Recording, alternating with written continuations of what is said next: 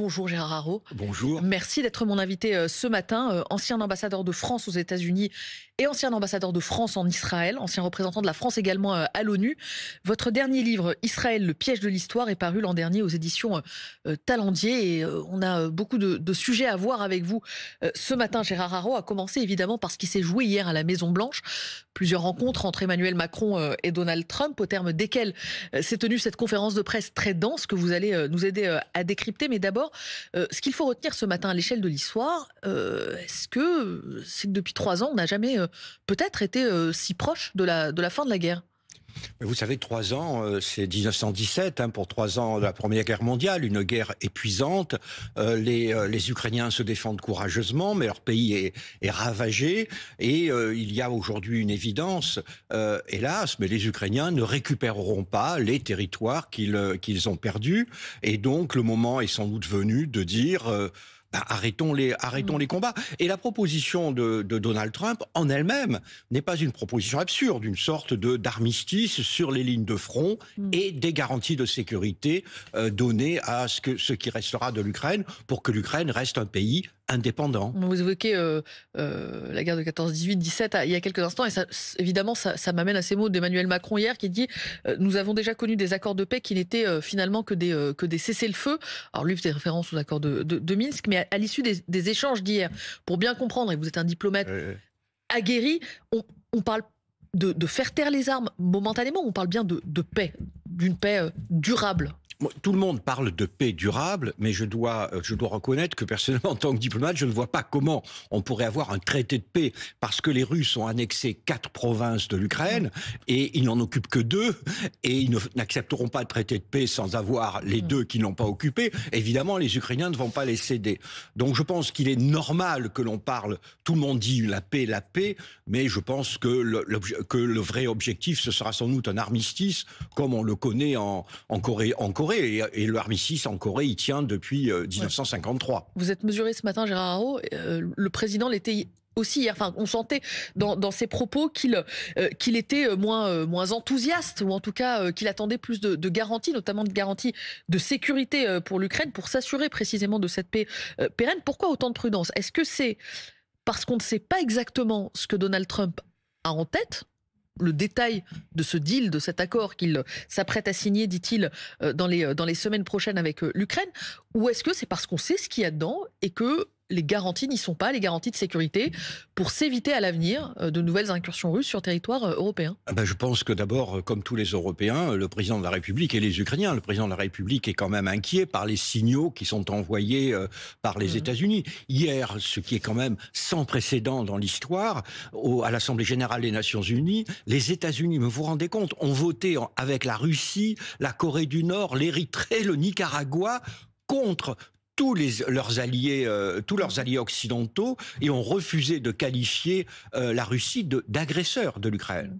Et l'on a tous ces messages qui semblent prouver en réalité une sorte d'amitié, de rapprochement personnel entre Donald Trump et Poutine. Et donc l'inquiétude de tous les Européens, c'est que Trump ne livre l'Ukraine pieds et mains liés à la Russie. Et donc, d'une certaine manière, vous savez, le voyage d'Emmanuel Macron à Washington était un peu un voyage de la dernière chance. C'est pour les Européens sont très inquiets, et il est allé là-bas un petit peu pour éviter le pire. Il a réussi à l'éviter, le pire ? Il était le seul à pouvoir le faire d'abord parce que les Allemands sont en élection, les Britanniques ont quitté l'Union européenne, et lui a conservé de bonnes relations avec Donald Trump. J'étais ambassadeur au cours du premier mandat de Donald Trump et je peux en témoigner. Il a su, et ce qui n'est pas facile, avec ce personnage un peu versatile et colérique, il a su maintenir une bonne relation de travail. Donc il est allé, c'était vraiment mission impossible, c'était un peu mission impossible, et il a essayé de faire de son mieux. Est-ce qu'il a réussi ? Puisque c'est votre question, je crois que nous le verrons dans les jours qui viennent. Est-ce que le message... On s'est parlé, mais est-ce que vous êtes sûr, vous venez de rappeler qu'effectivement, Gérard Haraud, vous l'avez côtoyé de près, Donald Trump, est-ce que vous pensez qu'il a compris ce que veulent les Européens ? Oui, le problème, c'est que Donald Trump a peut-être compris ce que veulent les Européens, mais d'une certaine manière, les Européens lui sont profondément indifférents, comme d'ailleurs que le reste du monde. Pour lui, il n'y a qu'une chose, c'est qu'il veut pouvoir aller sur Fox News pour dire « j'ai rétabli la paix ». Mais d'une certaine manière, le rétablir à n'importe quel prix. Vous savez, il y a deux exemples de négociations de Donald Trump au cours de son premier mandat. Il y a la négociation qu'il avait menée avec la Corée du Nord. Eh bien, au bout d'un certain temps, les Nord-Coréens étant difficiles, il s'est découragé, il est rentré chez lui. Il a laissé tomber. Et puis, à la seconde, c'est les négociations avec les talibans, où il a tout lâché. Je connaissais le négociateur américain qui me disait qu'il appelait la Maison-Blanche en disant « mais c'est pas possible, c'est pas possible ». Et on lui disait « le président veut un accord, le président veut un accord ». Il l'a redit hier, il a dit « c'est ce que je fais des deals, je fais des accords ». Voilà, et donc nous sommes menacés de deux scénarios un peu catastrophes, où il lâche tout à Poutine, ou au contraire, il se dit « oh ben puisque les Ukrainiens résistent, eh bien moi je rentre chez moi en disant que c'est la faute des Européens, et nous nous retrouverions seuls face à Poutine ». Donc ce que vous nous dites ce matin, Gérard Haraud, c'est que hier nous était présentée la possibilité d'un accord dans les toutes prochaines semaines. Rien n'est fait.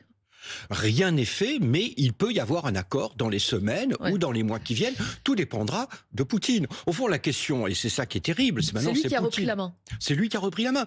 Poutine peut se dire, soit comme au poker, je prends mes gains. Et donc, je profite du fait que Trump, et puis j'obtiens à peu près ce que je veux. Et ce qu'il veut, c'est évidemment une neutralisation de l'Ukraine pour en faire une Biélorussie. Soit il se dit, puisque Trump lâchera l'Ukraine, je continue la guerre et comme ça, j'obtiendrai tout ce que je veux. Gérard Haraud, ce qui est incroyable et qui nous surprend, vu de ce côté-ci de l'Atlantique, mais qui ne vous surprend peut-être pas vous, qui effectivement connaissez bien Donald Trump, c'est à quel point l'argent est au cœur du discours américain, le nerf de la guerre au sens premier du terme. Ce que dit Donald Trump hier, c'est on a beaucoup donné et on n'a rien reçu en retour.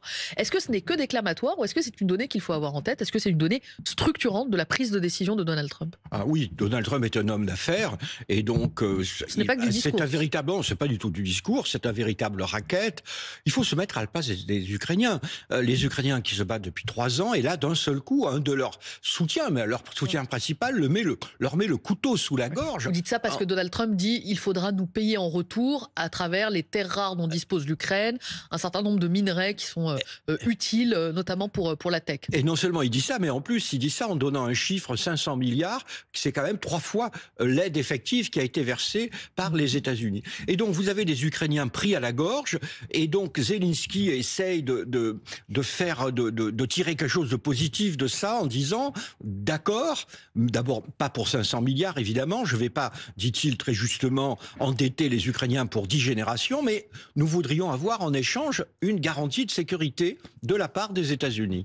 Oui. Et je ne suis pas sûr qu'ils l'obtiennent. Vous évoquez l'intégrité territoriale, Gérard Haraud, vous dites il faut se résoudre à ce que l'Ukraine ne récupère ni la Crimée, ni peut-être le Donbass, et vous évoquez les 2 autres provinces qui n'étaient pas administrées, occupées par les Russes. Pourquoi est-ce que ce point-là, précisément, est si peu important aussi pour les Américains? Il l'est pour les Européens. Emmanuel Macron, on l'a entendu plusieurs fois hier, parler de la souveraineté ukrainienne, de l'intégrité ukrainienne. Effectivement, vous rappeliez ce vote à l'ONU où les États-Unis mettent complètement de côté cette donnée-là. Pourquoi c'est si peu important? Vous savez, je dirais d'abord c'est l'Ukraine qui est peu important en soi. C'est-à-dire que vous avez ce conflit et Trump finalement veut mettre un terme à tous les conflits où les États-Unis sont engagés. Mais il veut mettre un terme à tous les conflits. L'Ukraine en soi lui est indifférent. Il veut simplement que les États-Unis s'en tirent plutôt bien. Donc s'en tirent plutôt bien financièrement avec, je dirais, ce racket organisé aux dépens de l'Ukraine, puis lâcher des provinces ukrainiennes, il n'en a vraiment rien à faire. Et donc pour nous d'ailleurs, parce que les Européens, on les a entendus à plusieurs reprises dire que cela faisait partie des critères de discussion de la paix, que Kiev décidera de ce qui est acceptable. On a entendu Emmanuel Macron, on a entendu les Allemands à plusieurs reprises dire que c'était une donnée importante. Ils étaient obligés pour des questions de principe. Ils vont pas céder des territoires qui ne leur appartiennent pas, l'intégrité territoriale, le droit international. Mais l'Europe peut se dédire sur ce point. Mais c'est fait. Le président de la République, je pense, dans vous savez, de l'émission TikTok, là, qu'il a organisée, dit à un moment, dit bien que les territoires, l'Ukraine ne récupérera pas tous ces territoires. Non, là, c'est du réalisme. Vous avez en Ukraine que la disproportion des moyens militaires entre l'Ukraine et la Russie est telle que dès 2023, le chef d'état-major de l'armée américaine, sous Biden, disait l'Ukraine ne récupérera pas les territoires perdus.